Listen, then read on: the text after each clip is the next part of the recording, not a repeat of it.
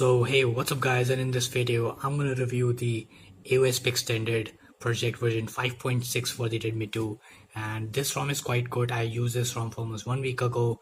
At that time used it for 3 days and I know how it performs, so that's why I'm going to review this ROM right here right now, because I just installed this ROM early like 5 a.m. and now I'm going to review it because I know how this ROM performs with the daily usage. So let's get started with this small review of the aosp extended 5.6 for the Redmi 2.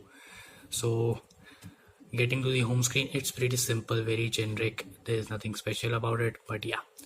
Now talking about the features, which is the main and mandatory thing for a lot of people and as well as for me.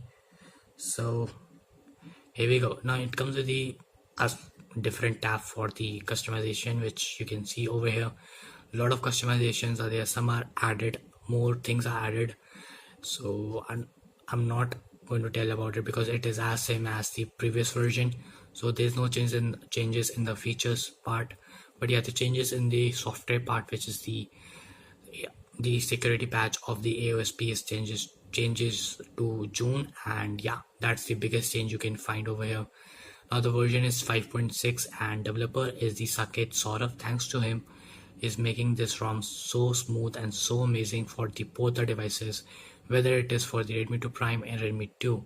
So that's an amazing part of the developer, or if I say the ROM. ROM has no issue as far as I know, but yeah, there's a little Wi-Fi, like the speeds are not good as I'm getting on the any other ROM, but yeah, still it is good. Maybe it's a problem with my Wi-Fi, or maybe this ROM is getting it. So yeah, that's a small thing which I just noticed it. And the battery life is kind of amazing. I'm going to tell you my usage, today's usage, which is like I've just recorded the not just recorded at evening I just recorded the hyperlapse. If you don't know what is hyperlapse, it's the time lapse I recorded for like 40 minutes, and the battery drainage is only 20%, which is insane, amazingly good.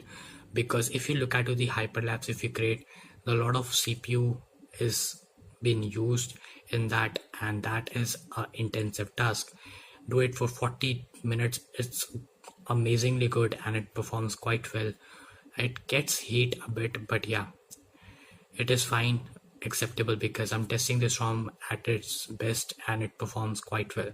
The camera is working very fine. The Snapdragon camera is there right now, and the AX own wallpapers, which is looking very amazing, you can see.